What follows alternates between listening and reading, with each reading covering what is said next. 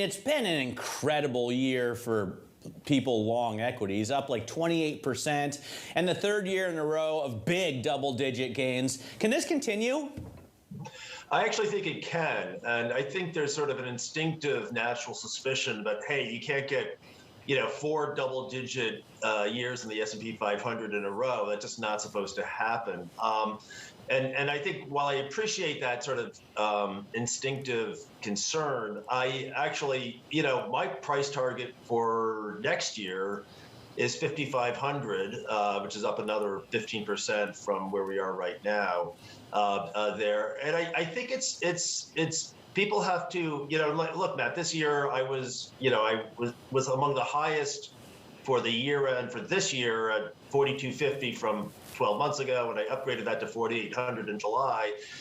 And here we are, almost 4,800. I think we ticked through it yesterday. But look, the arithmetic of the probabilities for me spell out a pretty obvious way. The 10 years kind of range bound, that reinforces a pretty healthy equity risk premium. And you're looking at nominal GDP next year in the United States of 7 to 8%. That's just based on Bloomberg consensus forecasts there, and potentially some rest of world, international GDP that will actually recover if and when the virus continues to fade.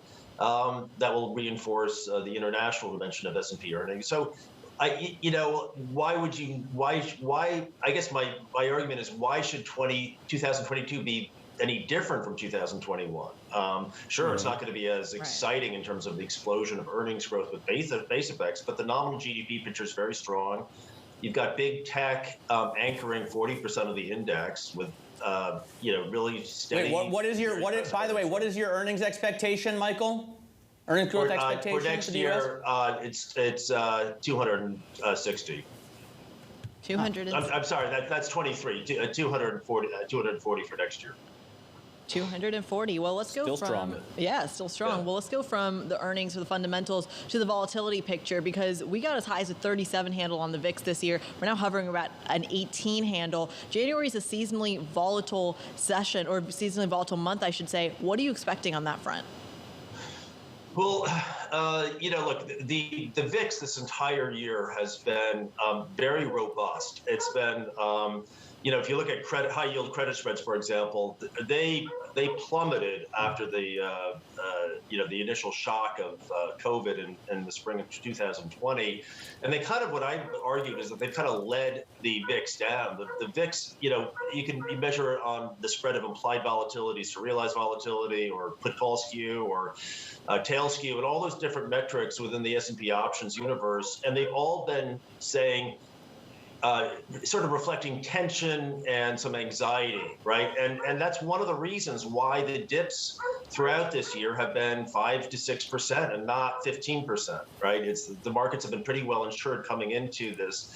And that's a very healthy factor, and one of the reasons why I've been very bullish this year and why I continue to be bullish next year, because it seems like the VIX here, it's just going to be, it refuses to just drop down to that 13, 14 level. I don't think we've had a close below 15 this entire year, despite a relentless march higher, right? There. So that is very healthy for the S&P 500. I've been, opportunistically putting on some short volatility trades. But that's, you have to sort of pick your spots there. I think people shouldn't expect. Didn't you close? Yeah, Michael, to that point. Closed. Yes, I did. But that trade was, it made money, but it wasn't a fantastic, 2017 style short volatility trade, right? There. But again, that's one of the reasons why that tension within the VIX world is one of the reasons why the S&P keeps sort of relentlessly edging higher here.